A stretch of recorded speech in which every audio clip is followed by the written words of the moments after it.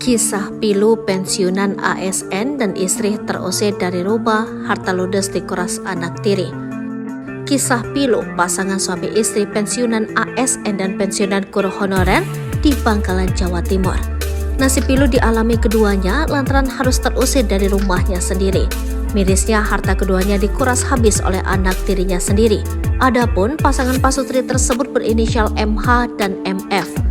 Sebelumnya, keduanya telah tinggal di rumah singgah, tempat milik Dinas Sosial Kabupaten Bangkalan, Jawa Timur. Namun, kini mereka telah dipindahkan oleh Dinsos ke tempat indekos sementara dengan biaya ditanggung oleh mereka berdua.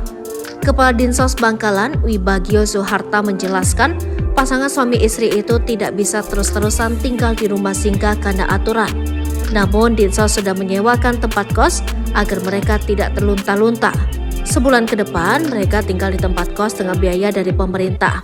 Di bulan berikutnya, mereka sanggup untuk bayar sendiri, terang Wibagio melalui sambungan telepon seluler.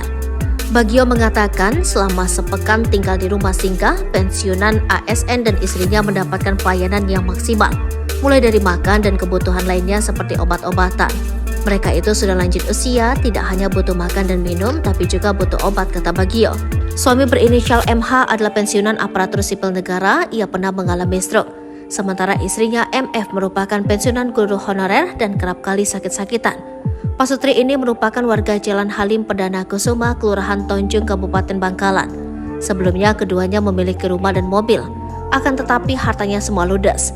Kadinsos mengatakan hal itu diduga karena semua hartanya dijual oleh anak tiri. MH dan MF pertama kali ditemukan di emperan sebuah tempat indekos di belakang Stadion Gelora Bangkalan pada Selasa 21 November 2023. Keduanya dikeluarkan dari tempat indekos karena sudah tidak mampu membayar. Lebih lanjut, Bagio mengatakan tidak ada satupun anggota keluarga suami istri itu datang menjenguk dan menjemputnya. Dinsos pun memutuskan untuk memindahkan keduanya ke tempat indekos. Sementara itu, Subaidi, adik kandung MF, mengaku bahwa kakaknya sempat tinggal di rumahnya beberapa waktu, sedangkan istrinya memilih pulang ke rumahnya di Kediri, Jawa Timur.